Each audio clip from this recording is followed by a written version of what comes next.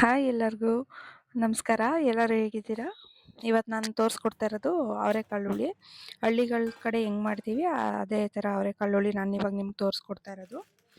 ಆ, ಏನು ಆಲೂಗೆಡ್ಡೆ ಬದನೆಕಾಯಿ ಹಾಕ್ದೇನೂ ಅವರೆಕಾಳು ಹುಳಿ ಮಾಡ್ಬೋದು. ಕೆಲವರಿಗೆ ಆಲೂಗೆಡ್ಡೆ ಆಗಲ್ಲ, ಕೆಲವರಿಗೆ ಬದನೆಕಾಯಿ ಆಗಲ್ಲ.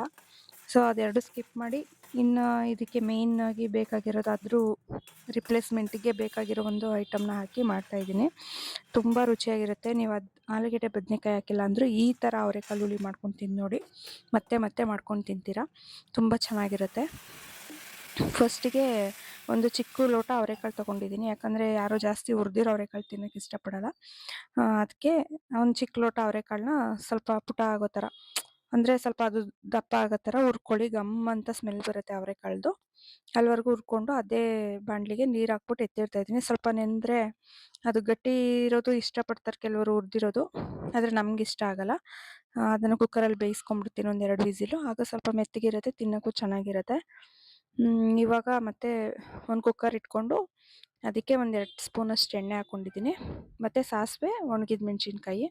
ಸಾಸಿವೆ ನೋಡಿ ಈ ಥರ ಚಿಟಪಟ ಅಂತಂದಮೇಲೆ ಇದಕ್ಕೆ ಹೇಳಿದ್ನಲ್ಲ ಮೇಯ್ನ್ ಇಂಗ್ರೀಡಿಯೆಂಟ್ಸು ಇದೆ ನೋಡಿ, ನಾಟಿ ಈರುಳ್ಳಿ. ಇದನ್ನು ಕಟ್ ಮಾಡಬೇಡಿ, ಹಂಗೆ ಉಂಡುಂಡೆನೇ ಹಾಕ್ಕೊಂಡು ಮಾಡ್ಕೊಂಡು ತಿನ್ನಿ, ಸಖತ್ತಾಗಿರುತ್ತೆ. ನಂಚ್ಕೊಳ್ಳೋಕ್ಕೂ ಸಿಗುತ್ತೆ ಈರುಳ್ಳಿ, ಮತ್ತು ಸಾಂಬಾರು ರುಚಿನೂ ಚೆನ್ನಾಗಿರುತ್ತೆ.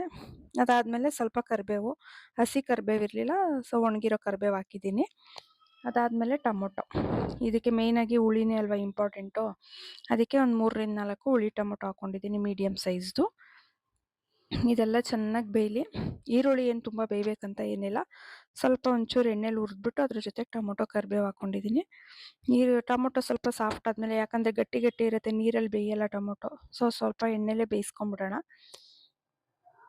ಮತ್ತು ಅದಾದಮೇಲೆ ಹುಣಸೆ ಹುಳಿ ಕಲಸಿಟ್ಕೊಂಡಿದ್ದೀನಿ. ಎಷ್ಟು ಬೇಕೋ ಅಷ್ಟು ಹುಣಸೆ ಹುಳಿ ಹಾಕ್ಕೊಳ್ಳೋಣ. ಇವಾಗ ಸ್ವಲ್ಪ ಇದು ನೋಡಿ ತಿರ್ಗಿಸ್ಕೊತಾ ಇರೋಣ. ಟೊಮೊಟೊ ಸ್ಮ್ಯಾಶ್ ಆಗ್ತಾ ಇದೆ, ಅದು ಹೊಡೆದ್ರೆ ಸಾಕು ಟೊಮೊಟೊ ಮೆತ್ತಗಾದರೆ, ತುಂಬ ಏನು ಕಲಸೋಗ್ಬೇಕು ಟೊಮೊಟೊ ಅನ್ನೋ ಥರ ಏನಿಲ್ಲ. ಈಗ ನೋಡಿ ಹುಣಸೆಹಣ್ಣು, ಹೊಸ ಹುಣಸೆಹಣ್ಣು ಹುಳಿ ಇದು.